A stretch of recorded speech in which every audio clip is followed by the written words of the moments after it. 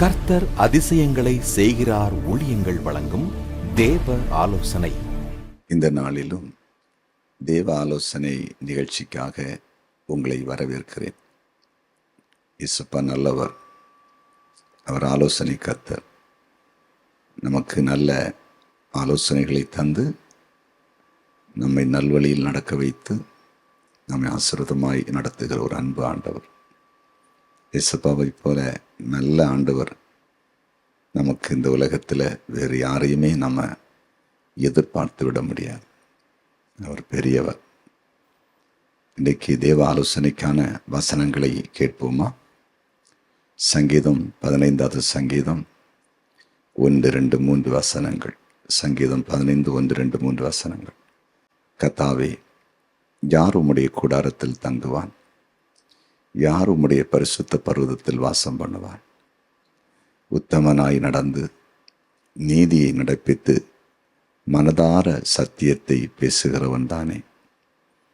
அவன் தன் நாவினால் புறங்கூறாமலும் தன் தோழனுக்கு தீங்கு செய்யாமலும் தன் அயலான் மேல் சொல்லப்படும் நிந்தையான பேச்சை எடுக்காமலே இருக்கிறான். தன் அயலான் மேல் சொல்லப்படும் நிந்தையான பேச்சை எடுக்காமலும் இருக்கிறான். இந்த நாள் தேவ ஆலோசனையின் தலைப்பு, நிந்தையான பேச்சை எடுக்கிறீர்களா? நிந்தையான பேச்சை எடுக்கிறீர்களா? இந்த சங்கீதத்திலே ஆண்டவர் நமக்கு அழகான ஒரு ஆலோசனையை கொடுத்திருக்கிறார். தேவனுடைய கூடாரத்தில் ஒரு மனிதன் தங்க வேண்டும் என்று சொன்னால், அவருடைய பரிசுத்த பர்வதத்திலே ஒரு மனிதன் வாசம் பண்ண வேண்டும் என்று சொன்னால், அவன் எப்படிப்பட்டவனாய் இருக்க வேண்டும் என்பதை ஆண்டவர் தெளிவாய் இங்கே தெளிவுபடுத்தி இருக்கிறார். அதாவது அந்த மனிதன் தன் நாவினால் புறம் கூறக்கூடாது, தன் தோழனுக்கு தீங்கு செய்யக்கூடாது, தன் அயலான் மேல் சொல்லப்படும் நிந்தையான பேச்சை எடுக்காமல் இருக்க வேண்டும் என்று சொல்லப்பட்டிருக்கிறது. அயலான் மேல் சொல்லப்படும் நிந்தையான பேச்சு. இந்த நாட்களில் நிந்தையான பேச்சை பேசுகிற அநேகரை இந்த உலகத்தில் பார்க்க முடியும். நிந்தையான பேச்சு என்றால் என்ன?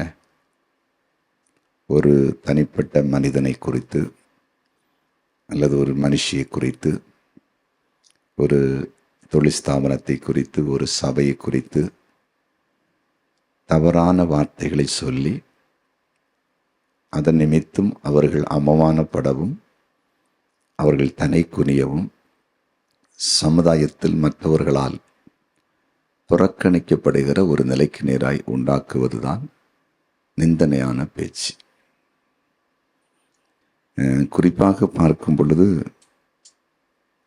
சிலருடைய வாழ்க்கையில் நீங்கள் ரொம்ப விட்டு கவனித்து பார்த்தீங்கன்னா, அவங்க வாயிலிருந்து வருகிற வார்த்தை எப்பொழுதுமே மற்றவர்களை குறித்து, அதாவது குறையாக, குற்றங்களாக பேசி கொண்டிருப்பதையே பார்க்க முடியும். அதாவது அவங்களுடைய வாயிலிருந்து வருகிற வார்த்தை எப்பொழுதுமே ஒரு தரைக்குறைவாய் மற்றவங்களை பேசுகிற பேச்சு வரும். உதாரணமாக நீங்கள் பார்த்தீங்கன்னா, இப்போ ஒரு குடும்பத்தில் இருக்கிற பிள்ளைகளில் ஒரு மகள் என்று வைத்துக் கொள்ளுங்கள். சில வேளையில் வாலிப நாட்களில் அந்த பிள்ளை இனி ஒரு பையனோடு பழகி, சில வேளையில் காதல் திருமணம், அதாவது வீட்டை விட்டு வெளியேறி போய் திருமணம் செய்து கொள்ளுகிறது என்று வைத்துக் கொள்ளுங்கள். அல்லது விரும்பி பெற்றோர்கள் தெரியாமல் கல்யாணம் பண்ணி கொடுத்துருவாங்க. இப்போ இந்த செய்தியை ஒரு நபர் அறியும் போது இந்த பேச்சை ஒரு 10 பேர்கிட்ட சொல்லுவாங்க. ஃபோன் பண்ணியாவது பேசுவாங்க. நீங்கள் கேள்விப்பட்டீங்களா, இன்னொருடைய மகள் இப்படி வீட்டை விட்டு போயிட்டாலாம், அல்லது அவள் ஒரு பையனை விரும்பி இருக்கிறா, யாருக்கும் தெரியாமல் அது ஒழுங்கு செய்த திருமணம் போல செய்து கொடுத்துருக்காங்க இப்படின்னு சொல்லி அந்த வார்த்தையை பலருக்கு அந்த செய்தியை கொண்டு போவாங்க. இதுதான் அந்த நிந்தனையான பேச்சை எடுத்து பேசுவது. சில ஆட்களை பார்த்தீங்கன்னா இப்படிப்பட்ட காரியத்துக்கு போக மாட்டாங்க. தாங்க ஒரு காரியம் அறிஞ்சா தன் மனசோட வைப்பாங்க. ஏன்னா அது உண்மை செய்தியா பொய் செய்தியா அதில் நிறைய காரியங்கள் இருக்கும். நாம் ஏன் அப்படிப்பட்ட வார்த்தையை பேசணும்னு சொல்லிட்டு அவங்க அதுக்குள்ளே போக மாட்டாங்க. அதான் உண்மையான நல்ல ஒரு கேரக்டர். இன்னும் சிலர் இங்கே பார்த்தீங்கன்னா, சிலர் நிந்தையான பேச்சை கேட்கறதுக்கு ரொம்ப இன்ட்ரெஸ்டாக இருப்பாங்க. சிலர் பேசுறதுக்கு இன்ட்ரெஸ்டாக இருப்பாங்க. சிலர் எப்போவுமே பக்கத்து வீட்டுக்காரங்கள்கிட்டருந்து ஏதாவது ஒரு குறை, குற்றம் அல்லது அவருடைய வீழ்ச்சியான காரியங்கள் ஏதாவது மற்றவங்க சொன்னால் ரொம்ப சந்தோஷமாக கேட்டு என்ஜாய் பண்ணுவாங்க. அதுவும் ஒரு மோசமான குணம் என்பதை நீங்கள் புரிந்து கொள்ள வேண்டும். அது மட்டுமல்ல, சிலர் சிலரை குறித்து நிந்தையாய் பேசுகிற பேச்சை கேட்டு அவங்கள பகைப்பாங்க. அதாவது ஒரு குடும்பம் ரொம்ப அன்பாக இருந்திருக்கிறார்கள். அண்ணன் தம்பி, அக்கா தங்கச்சி, அவங்க எல்லாம் சேர்ந்து ரொம்ப அன்பாக இருந்திருக்கிறார்கள். இந்த அன்பை பிரிப்பதற்கு, இவங்களை ஒரு பிரிவினை உண்டாக்குவதற்கு அவங்க குடும்பத்தில் ஒரு நபர், அதாவது உங்கள்கிட்ட நல்லா இவ பேசுகிறா, ஆனால் ஏன்ட்ட உங்களை பற்றி இப்படியெல்லாம் சொன்னால் தப்பாக எடுத்துக்கிடாதீங்க, யாட்டி சொல்லாதீங்க, நீங்கள் கொஞ்சம் கவனமாக இருங்க அப்படின்னு சொல்லிட்டு இப்படி ஒரு வார்த்தையை போட்டு விட்டாங்க. இந்த வார்த்தை இவங்க கேட்டோடனே, அப்போ ஏன்ட்ட ஒன்று பேசுகிறா அங்கே ஒன்று பேசுகிறான்னு சொல்லிட்டு அவங்கள்ட்ட பேசுகிறது இவங்க கட் பண்ணிட்டாங்க. நல்லா பாருங்கள், இது ஏன் இந்த சம்பவம் நடந்ததுன்னா, இவங்க அன்பாக இருக்கிறத பிடிக்காதனால ஒரு நபரை குறித்து ஒரு தரக்குறைவான பேச்சுன்னா இவங்க அவங்கள்ட்ட பேச மாட்டாங்க. அதனால தான் அவங்கள குறித்து ஒரு தரக்குறைவான நிந்தனையான ஒரு பேச்சை அவங்க கொண்டு வந்தது. இப்படி சிலர் என்ன செய்வாங்கன்னா, மற்றவங்களை பற்றி பேசும்போது அவங்கள பகைப்பாங்க, அவங்கள விட்டு ஒதுங்குவாங்க. இதனால் சமுதாயத்தில் சிலர் அதாவது என்ன சொல்லுவாங்க, மற்றவரால் புறக்கணிக்கப்பட்டு ஒதுக்கப்படுவாங்க. அதனால தான் நிந்தனையான பேச்சை பேசுறது ரொம்ப கவனமாக இருக்கணும்.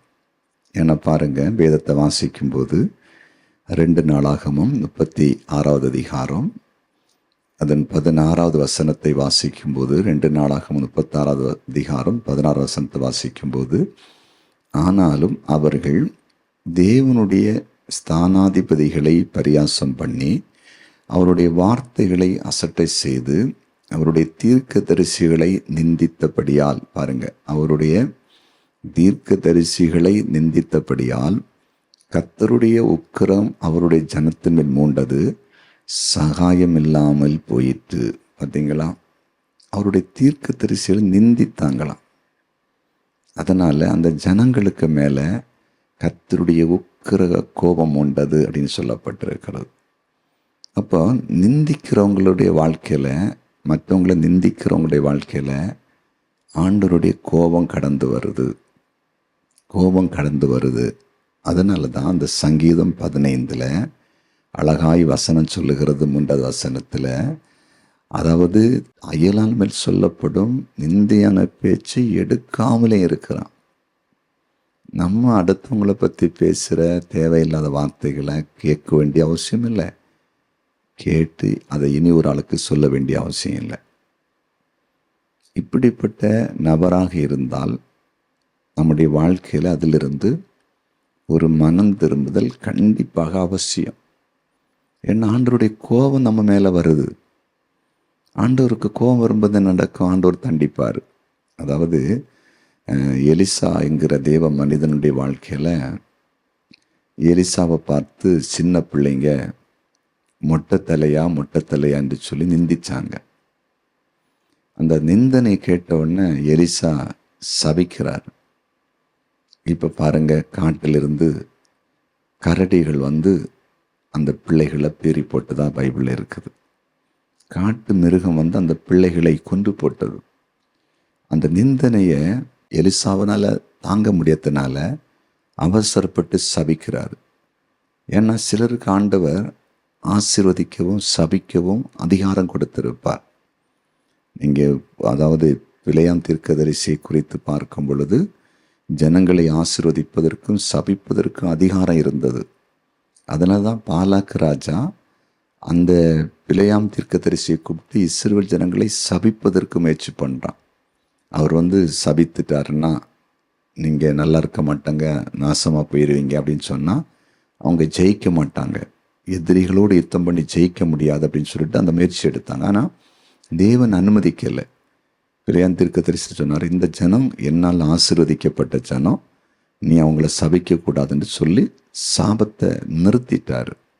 அப்போ புரிஞ்சிடுங்க, அப்போ நிந்தனை ஒரு மனுஷன் தவறு செய்யாமல் அல்லது தவறு தான் செய்திருந்தாலும் அந்த மனிதனை குறித்து, மனுஷ குறித்து, அந்த குடும்பத்தை குறித்து எல்லாரிடத்திலும் குறை குற்றங்களாய் சொல்லி அவர்களை அவமானப்படுத்தும் போது, மற்றவர்களை விட்டு பிரிக்கும் போது, எல்லாரும் அவர்களை விட்டு ஒதுங்கி போக வேண்டிய சூழ்நிலை உருவாக்கும் போது, அந்த காரியம் உருவாவதற்கு காரணமானவர்கள் மேலே ஆண்டவருடைய கடும் கோபம் வருது. அப்போ கோபம் வரும்போது தேவன் அவர்களுக்கு எதிராய் செயல்படுவார். நீங்கள் கேட்கலாம், அப்போ இப்படிப்பட்ட காரியத்தை நாங்கள் பேசக்கூடாதா? பேசினா தானே மற்றவங்களுடைய தவறானவங்களை விட்டு மற்றவங்க ஒதுங்கி போவாங்க. நான் சொல்கிறேன், இந்த உலகத்தில் நமக்கு எவ்வளோ காரியம் இருக்குது, எத்தனை காரியங்கள் இருக்குது. ஆண்டவருடைய விருப்பம் என்ன? நம்ம மூலம் நற்செய்தி போன தேசத்துக்கு. நற்செய்தி தானே எலும்பு புஷ்டியாக மாற்றுது. என்ன நற்செய்தி? நல்லதை எடுத்து சொல்லுவோம், நல்ல காரியத்தை நம்ம பரப்புகிறவங்களா மாறுவோம். தீமையை பரப்பாமல் நன்மையை பரப்புவோம். இப்போ உதாரணம் நீங்கள் பார்த்தீங்கன்னா, ஒரு திருமண வீட்டுக்கு நம்ம போகிறோம், அங்கே சாப்பாடு வைக்கிறாங்க, அதில் கூட்டு இருக்குது, குழம்பு இருக்குது, பொரியல் இருக்குது, அப்பளம் இருக்குது, கறி இருக்குது. ஏதோ ஒன்றில் சில இடத்துல கொஞ்சம் காரம் அதிகமாக இருக்கும், உப்பு அதிகமாக இருக்கும். நம்ம காரம் அதிகமாக இருக்கிற, உப்பு அதிகமாக இருக்கிற மக்களுக்கு கொண்டு போக வேண்டாம்.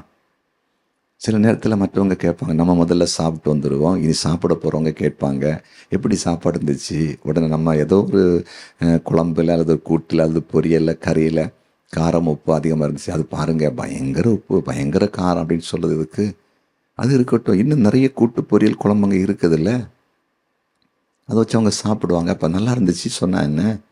புரிஞ்சுட்டிங்களா? இதுதான் மோசமான கேரக்டர். எப்பவுமே சிலர் அந்த மோசமாக இருக்கிறத மட்டும் எடுத்து கொண்டு போவாங்க, நற்காரியத்தை பார்க்க மாட்டாங்க. ஒரு வீட்டில் ஒரு கணவன் மனைக்குள்ளே ஏன் பிரச்சனை அதிகம் ஆகுது? எப்போவுமே அவங்க செய்கிற நல்ல காரியத்தை மறந்துடுவாங்க. அவங்க செய்கிற ஒரு சின்ன தவறை எடுத்து மேலே கொண்டு வந்துடுவாங்க, அதை பெருசாக பார்ப்பாங்க, அதை பெருசாக பேசுவாங்க. அப்போ அங்கே ஒரு நாள் பிரச்சனை முடியாது.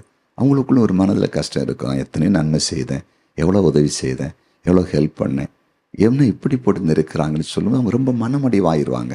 புரிஞ்சுட்டிங்களா? அந்த மாதிரி நம்ம ஆண்டவருக்குள்ளாக நம்ம வருவோம். ரட்சிக்கப்பட்ட நாம், ஆண்டவர் ஏற்றுக்கொண்ட நாம், சபைகளுக்கு போகிற நாம், ஊழியம் செய்கிற நாம், பரிசுத்தவான்களாய் பரிசுத்த வாட்டில் மாற்றப்பட்டிருக்கிற நாம், மற்றவர்களை குறித்து நிந்தையாய் சொல்லப்படுகிற வார்த்தையை கேட்கவோ அதை எடுத்துக்கொள்ளவோ அதை இனி ஒரு குடும்பத்திற்கு ஒரு நபருக்கு கொண்டு போகிற அந்த வேலையை நம்ம செய்ய வேண்டாம். நமக்கு இது வேலை இல்லை, அது யாரோ செய்துட்டு போட்டோம். நமக்கு நல்லதை சொல்லுவோம், இயேசப்பா பற்றி பேசுவோம், நற்காரியங்களை சொல்லுவோம், சுவிசேஷத்தை அறிவிப்போம், மக்களுக்கு நல்லதை சொல்லி கொடுங்க. நல்ல காரியங்களை பிள்ளைகளுக்கு கொண்டு போங்க. சபைகளில் மக்களுக்கு நல்லதை சொல்லி கொடுங்க. 4 பேருக்கு இயேசப்பாவுடைய அன்பு சொல்லுங்க. அதுதான் சொல்லி பழகணும். அதான் இங்கே சங்கீதத்தில் எழுதப்பட்டிருக்கிறது, அயலான் மேல் சொல்லப்படும் நிந்தனையான வார்த்தையை அவன் எடுக்காமல் இருக்கிறான். இன்றைக்கி உங்கள் வாழ்க்கை சிந்திச்சு பாருங்க, நீங்கள் உங்களை பரிசோதித்து பாருங்க. ஏதாவது ஒரு நிந்தனையான பேச்சு எங்கிருந்தாது வந்தால் அதை நீங்கள் மனசில் வச்சு யாராவது ஒதுக்கி இருக்கீங்களா? அல்ல அந்த பேச்சை பலருக்கு கொண்டு போயிருக்கீங்களா? செல்ஃபோன் வழியாக கடத்தி இருக்கீங்களா? யோசிச்சு பாருங்க.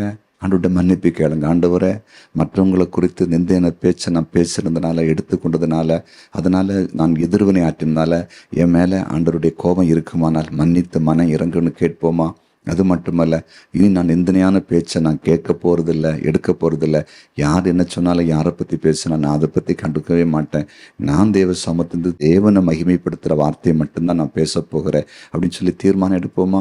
ஒப்பு கொடுப்போமா? ஜெபிப்போமா? ஜெபிக்கலாம். ஆமாண்டவரே, அயலான் மேல் சொல்லப்படும் நிந்தனையான வார்த்தையை எடுக்காமல் இருக்கிறவர்கள் இன்றைக்கு ஆண்டவர் தெளிவாய் பேசி இருக்கிறேன். உடைய நாம மகிமைக்காக ஸ்தோத்திரம். இன்றைக்கு இந்த சத்தியத்தை கேட்ட உடைய பிள்ளைகளை கண்ணோக்கி பாரும். நிந்தனையான வார்த்தைகளை கேட்கிறவர்களாக, பேசுகிறவர்களாக உடைய பிள்ளைகள் யாராவது இருப்பாங்கன்னா அதிலிருந்து வெளியே வரட்டும். நல்ல வார்த்தைகளை கேட்கட்டும், நல்ல செய்திகளை கேட்கட்டும், நல்ல செய்தியை உலகத்துக்கு கொண்டு போகட்டும். நற்செய்தியாளர்களாக இவர்கள் இருக்கட்டும், துர்ச்செய்தியாளர்களாக இருக்கக்கூடாது. நற்செய்திகளை சொல்லுகிற தெய்வ பிள்ளைகளாக இருக்கட்டும். அதனால் வருகிற ஆசீர்வாதத்தை பெற்றுக்கொள்ளட்டும். அன்றைய கோபம் ஏதாவது குடும்பங்கள் இருக்குமானால் இன்றைக்கு அது விலகி போகட்டும். எல்லா குடும்பங்களும் தேவனுடைய ஆசீர்வாதத்தினால் நிரம்பட்டும். நீர் அப்படி செய்தேன். நன்றி. இயேசுவின் நாமத்தில் பிதாவே, ஆமென்.